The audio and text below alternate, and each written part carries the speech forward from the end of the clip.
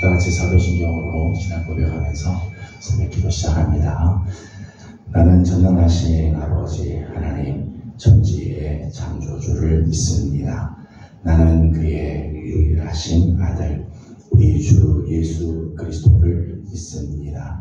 그는 성령으로 잉태되어 동정녀 마리아에게서 나시고 본디오 빌라도에게 고난을 받아 십자가에 못 박혀 죽으시고 장사된 지 사흘 만에 죽은 자 가운데서 다시 살아나셨으며 하늘에 오르시어 전능하신 아버지 하나님 우편에 앉아 계시다가 거기로부터 살아있는 자와 죽은 자를 심판하러 오십니다. 나는 성령을 믿으며 거룩한 공교회와 성도의 교제와 죄를 용서받는 것과 몸의 부활과 영생을 믿습니다. 아멘. 찬송가 309장 같이 부르겠습니다. 찬송가 309장입니다.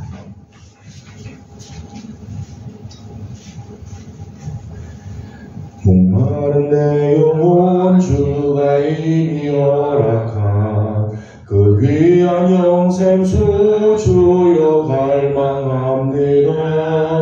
그 약속 따라서 힘써 간구하오니 오 주여 내 기도 어서 들어주소서.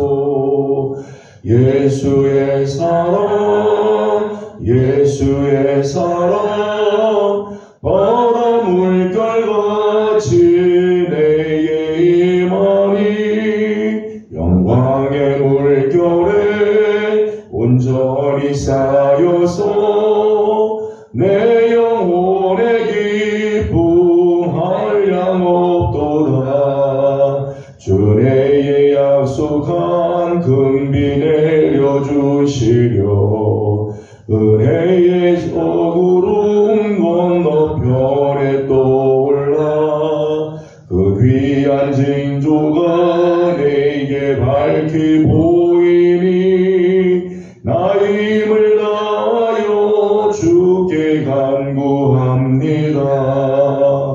예수의 사랑 예수의 사랑 바다 물결같이 내게 임하니 영광의 물결에 온전히 쌓여서 내 영혼의 기쁨 한량 없도다.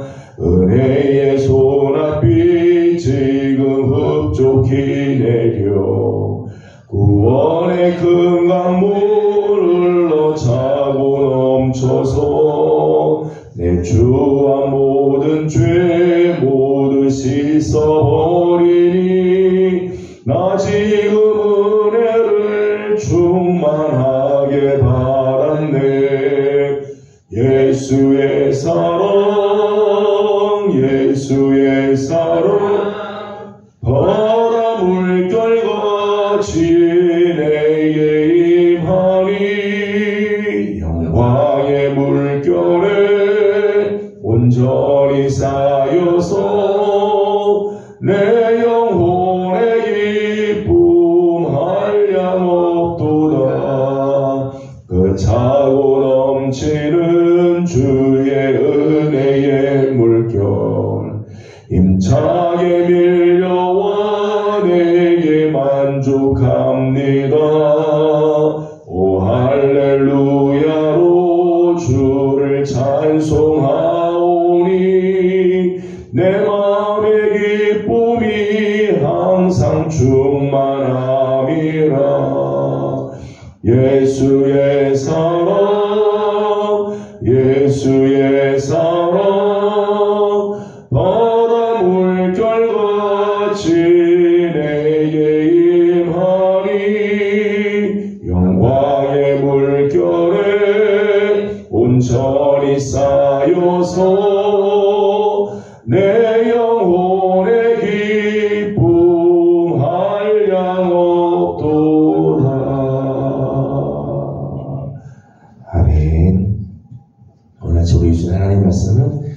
민수기 15장입니다. 민수기 15장 1절에서 41절까지 함께 교독하겠습니다.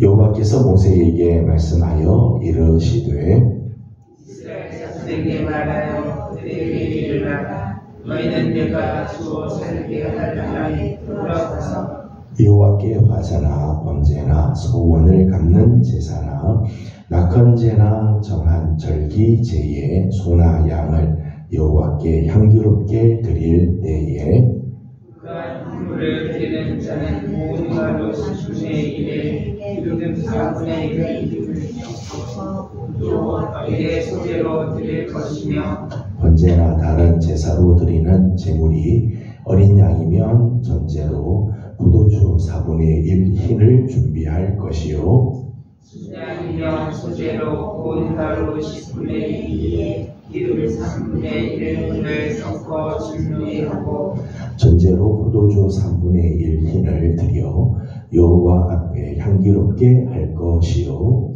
번제로나 소원을 갚는 수송은 화목제로 수송아지를 예배하여 여호와께 드릴 때에는 소재로 고운 가루 10분의 3 에바에 기름 반 흰을 섞어 그 수송아지와 함께 드리고 전제로 포도주 반 흰을 드린 여호와 앞에 향기로운 화제를 삼을지니라.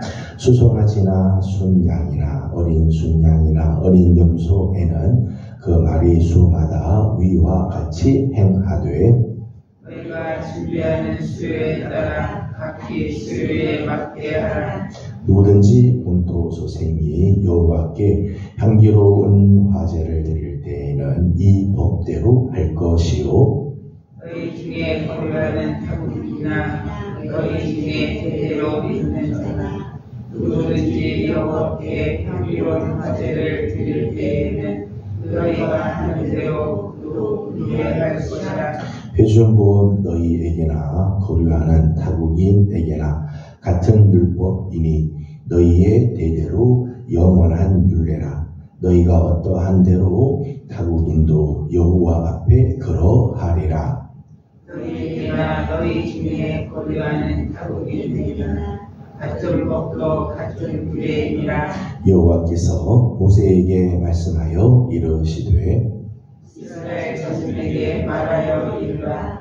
너희는 내가 인도하는 땅에 들어가거든 그 땅의 양식을 먹을 때에 여호와께 거제를 드리되 너희의 처음 익은 곡식 가루 떡을 저장 가정에 그릇을 주며 너희의 처음 익은 곡식 가루떡을 대대에 여호와께 거제로 드릴지니라.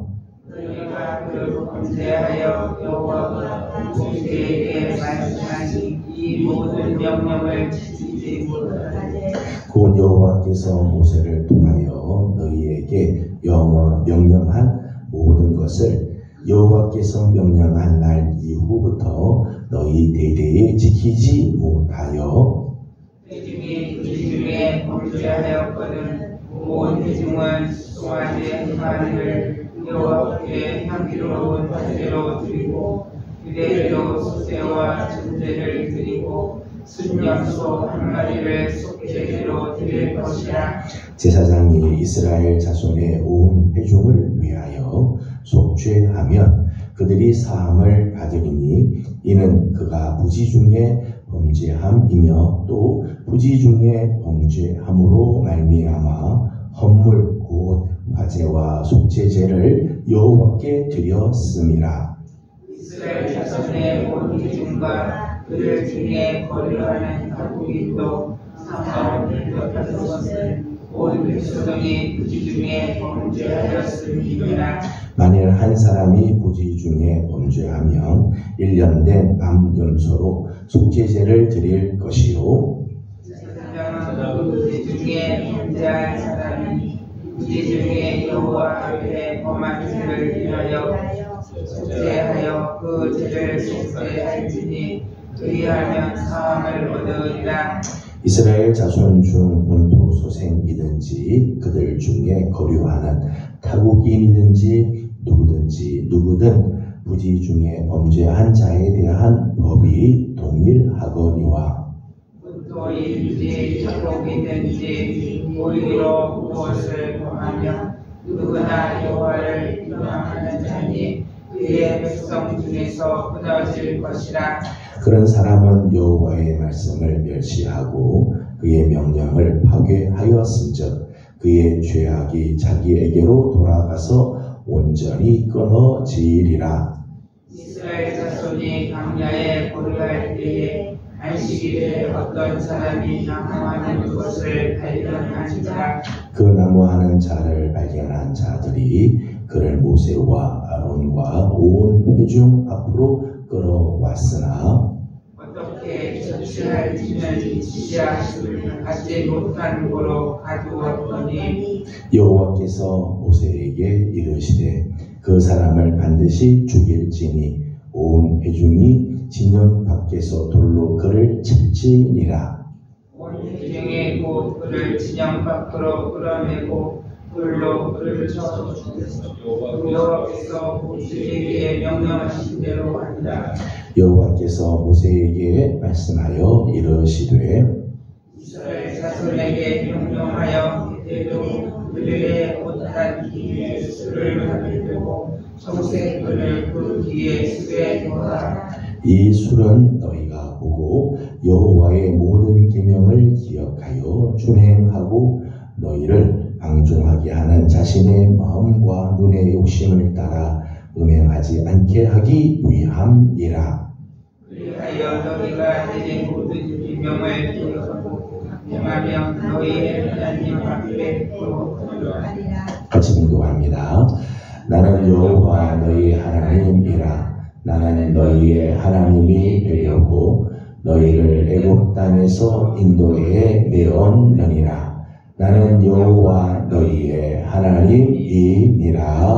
아멘. 오늘 아침도 새벽을 깨우며 또 주님 앞에 나옵드리는 우리 모든 성도들에게 하나님의 귀한 은혜와 또 평강이 함께하기를 소망합니다. 우리가 함께 읽은 민수기 15장의 내용은 레위기 1장에서 7장까지 나온 제사법에 대한 요약의 말씀이 부분에 소개가 되어 있습니다.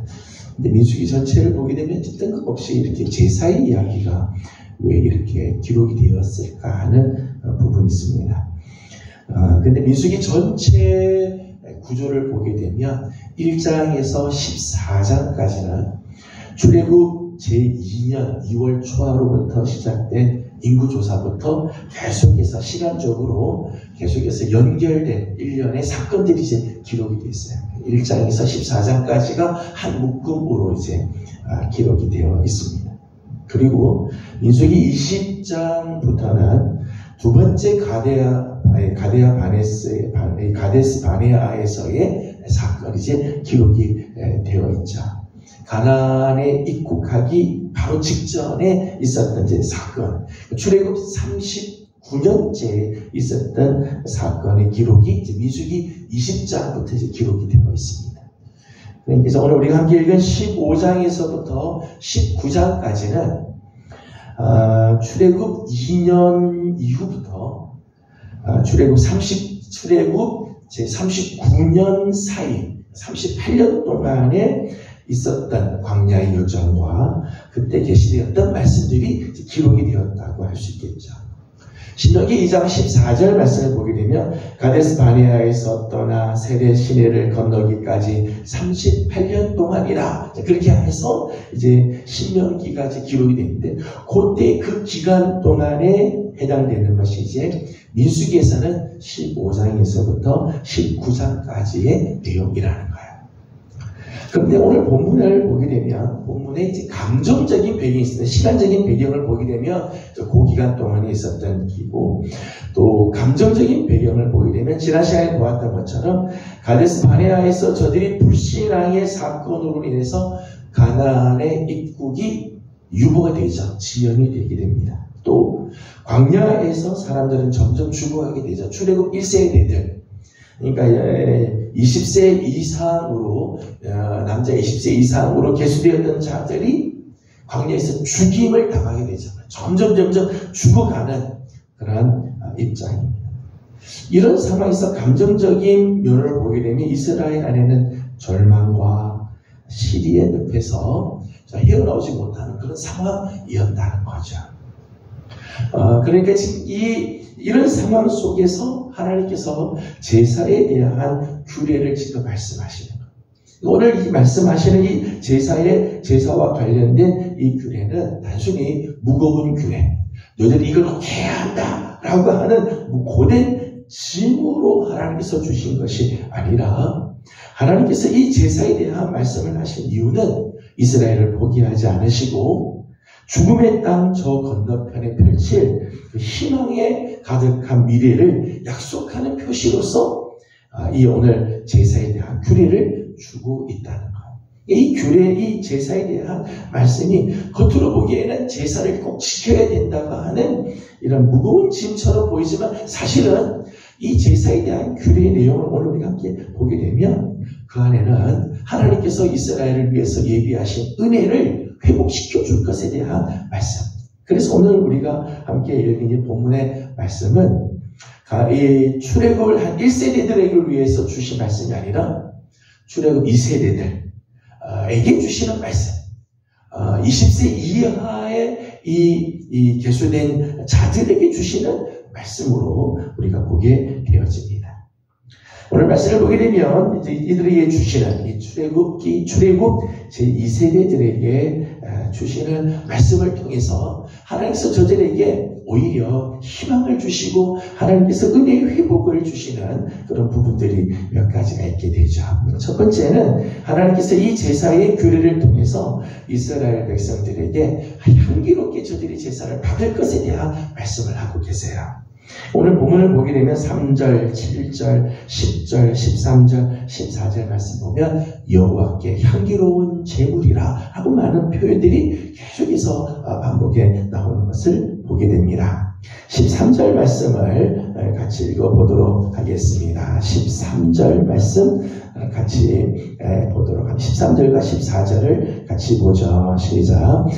누구든지 본토 소생이 여호와께 향기로운 화제를 드릴 때에는 이 법대로 할 것이요, 너희 중에 교류하는 타국인이나 너희 중에 대대로 있는 자나 누구든지 여호와께 향기로운 화제를 드릴 때에는 너희가 하는 대로 그도 그리할 것이라. 아멘.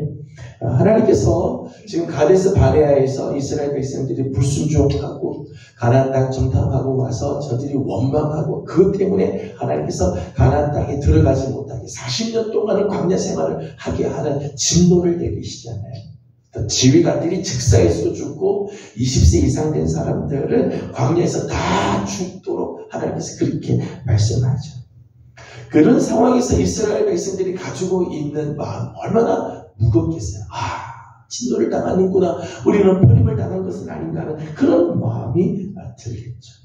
그런데 하나님께서 이스라엘 드리는 그 제사를 오늘 말씀 보게 되면 그 제사를 하나님께서 거부하지 않고 하나님께서 향기롭게 받으시겠다고 하는 의지를 하나님께서 보여줍니다. 아니다, 너희들이 드리는 제사를 내가 향기롭게 내가 받겠다.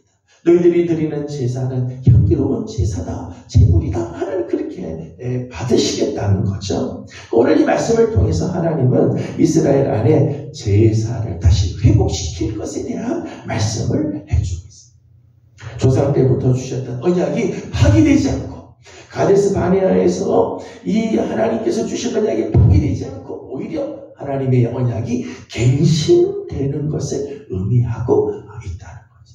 그래서 너희들이 드린 제사 걱정하지 마라, 내가 향기롭게 다 받을 거다. 앞으로 드리는 너희들의 제사가 향기로운 제물로 내가 받을 것이다 라고 하나님께서 말씀하심으로 이스라엘을 위로하고 있다는 거죠.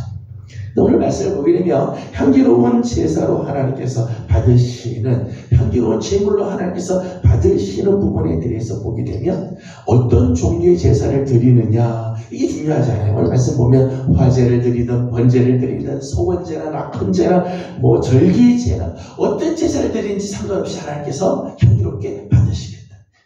제사의 종류가 중요한 게 아니죠. 또 제물의 종류가 중요한 게 아니에요. 제물의 종류가 중요해요. 소나 양이나 어린 양이나 순양이나 어린 염소나 수송아지나 어떤 것으로 드려도 하나님께서는 다 향기롭게 받으시겠다라고 하죠. 중요한 것은 어떤 제사를 드렸느냐, 어떤 제물을 드렸느냐가 아니라 드리는 이 사람들의 자세가 중요하다는 거죠. 제사의 종류가 중요한 게 아니고 제물의 종류가 중요한 게 아니라 제물을 드리는 자의 자세가 중요하죠. 오늘 말씀을 보게 되면 향기로운 제물로 드리는 데 있어서 적어도 3가지가 필요하였습니다. 4절 말씀 읽어보도록 하겠습니다. 4절을 같이 봅니다. 시작. 그러한 제물을 드리는 자는 고운 가루 10분의 1에 기름 4분의 1 흰을 섞어 여호와께 소제로 드릴 것이며 아멘. 여러 가지 제사를 드리는데 하나님께서 향기로운 제사로 하나님 제물로 받기 위해서 필요한 것이 몇 가지 있었습니다. 하나는 첫 번째는 고운 가루로 드려야 된다. 고운 가루는 자기를 부수는 거죠. 자기를 낮추는 겸손을 상징하는 모습입니다. 고운 가루. 그리고 기름을 드리도록 했습니다. 거기에 기름을 섞는데 기름은 순결을 상징하죠. 순결, 또 거룩을 상징하는 것. 거기에 한 가지 더 붙이도록 하는 게 있었습니다. 이제 5절 말씀입니다. 5절 같이 보도록 합니다. 언제나 다른 제사로 드리는 제물이 어린 양이면 전제로 포도주 4분의 1 흰을 준비할 것이요. 아멘. 거기에 포도주로 전제를 드리도록 했습니다. 전제라고 하는 것은 포도주를 제물 위에 다 쏟는 거죠. 다 쏟는 거. 온전히 자기를 거기에 다 쏟아 붓는 헌신을 상징하는 제사입니다. 하나님께서 기쁘게 받으시는, 하나님께서 향기롭게 받으시는 제사는 나 자신을 고운 가루로 받듯이 낮추는 겸손과 거룩과 순결을 준비하는 마음과 온전히 자기를 쏟아 붓는 헌신의 삶이 바침이 되어질 때 그가 드리는 그 제사들을 하나님께서 향기로운 제사로 받으시겠다는 거죠. 비록 가데스 바네아에서 하나님이 진노하시고 그 진노로 말미암아 가나안 땅 들어가지 못하고 40년을 방황하는 삶을 살지만 하나님 다시 제사를 회복시켜 주시고 은혜를 다시 회복시켜 주시며 너희에 드리는 제사를 내가 향기롭게 받겠다 하나님께서 말씀해 주고 계시는 거죠. 두 번째는 14절에서 16절까지 말씀을 보면 타국인에게 대해서도 하나님의 은혜가 확장되고 있는 모습들을 보게 되어집니다. 16절 말씀을 읽어보도록 하죠. 16절입니다. 너희에게나 너희 중에 도류하는 타국인에게나 같은 복도 같은 규례이니라. 아멘. 하나님께서 주시는 오늘 이 제사에 대한 말씀 보게 되면 그것이 그 제사를 통해서 하나님께서 이스라엘에게 은혜를 다시 회복시켜 주시고 제사를 회복시켜 주셔서 하나님의 다시 귀한 은혜가 저들에게 주어질 것을 말씀해 주시는데 그 은혜에는 차별이 없다. 이스라엘 백성들에게만 하나님께서 주신 것이 아니라 하나님께서 그 땅에 거주하는 타국인에게도 하나님께서 그 은혜가 동일하게 적용이 되게 해 주신다는 것. 그런 면에서 보게 되면 이스라엘 백성들에게 하나님께서 말씀하시는 것은 혈통적인 유대인을 하나님께서 원하는 게 아니라 신앙적인 유대인, 영적인 유대인을 하나님께서 더 원하고 계시는 것을 보게 되어지는 거죠.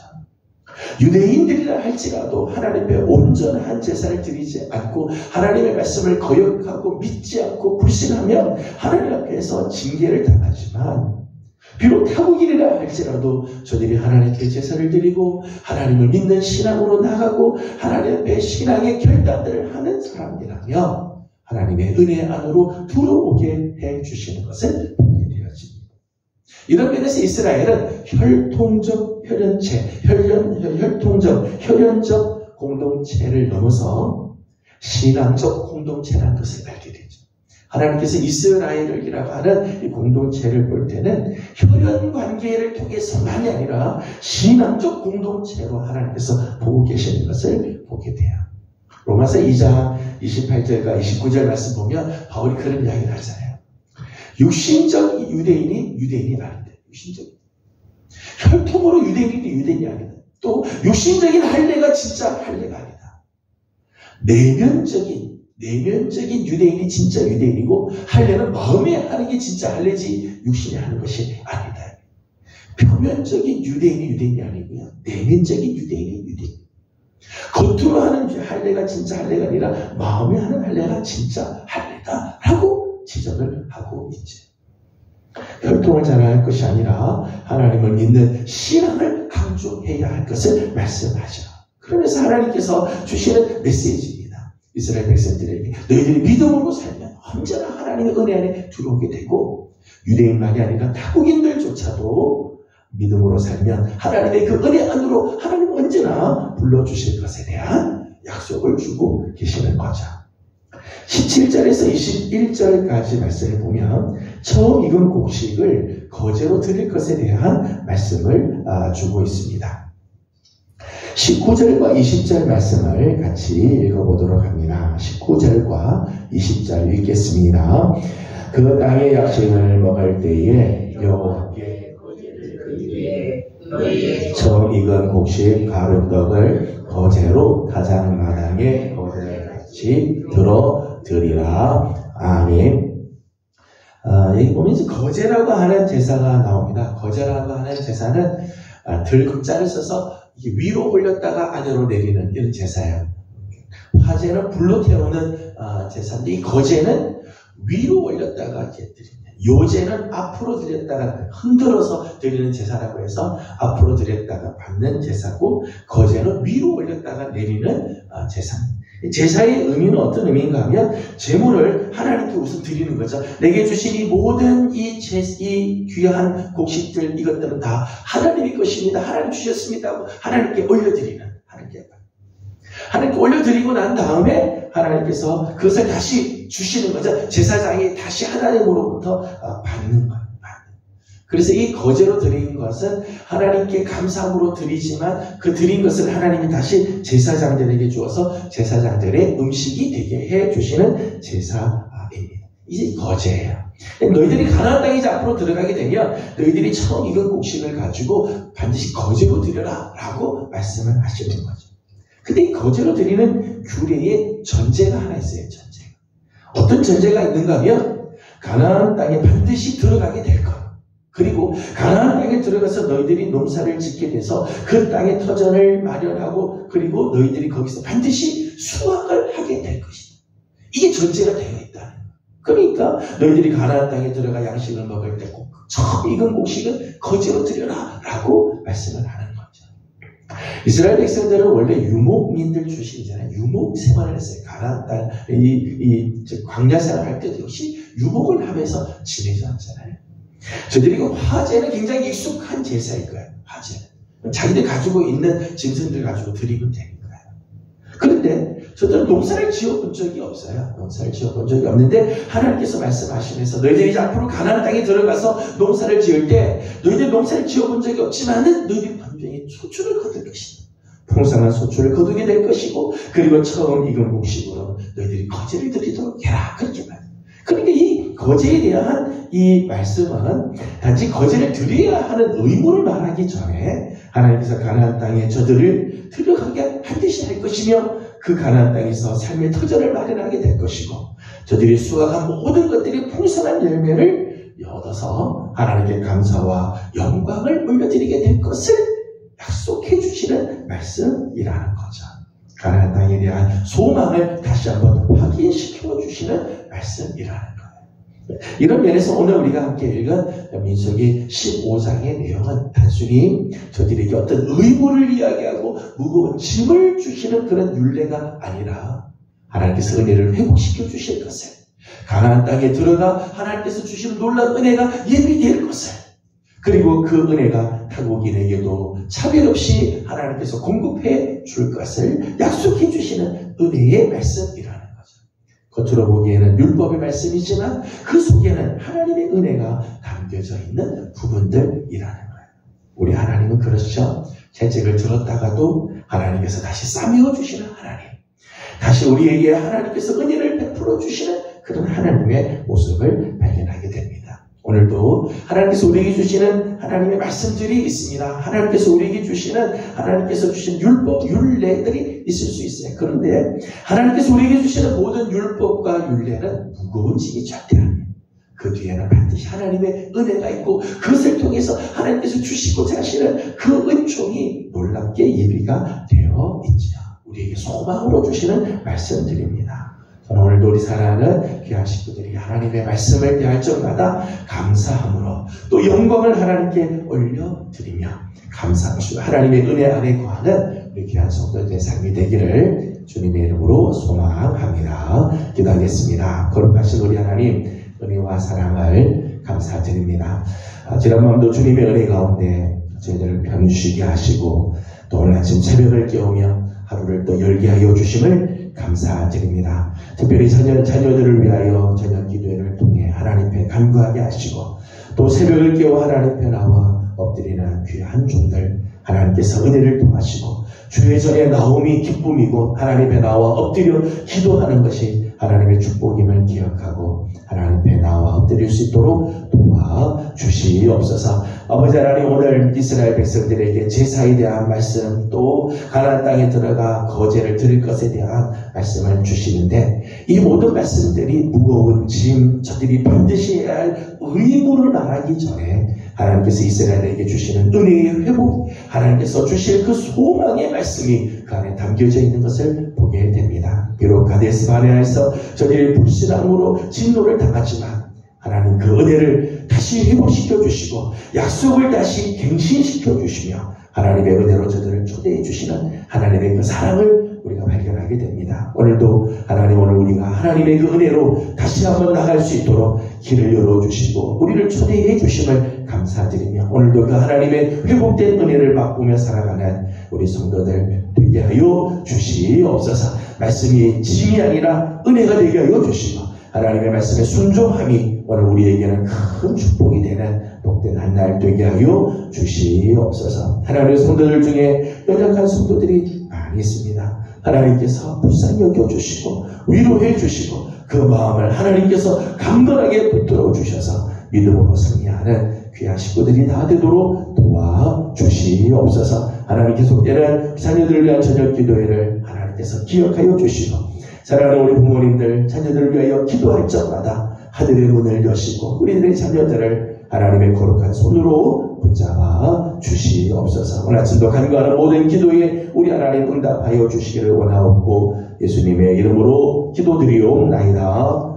아멘. 하늘에 계신 우리 아버지의 이름을 거룩하게 하시며 아버지의 나라가 오게 하시며 아버지의 뜻이 하늘에서와 같이 땅에서도 이루어지게 하소서. 오늘 우리에게 일용할 양식을 주시고 우리가 우리에게 잘못한 사람을 용서하여 준 것 같이 우리 죄를 용서하여 주시고 우리를 시험에 빠지지 않게 하시고 악에서 구하소서. 나라와 권능과 영광이 영원히 아버지의 것입니다.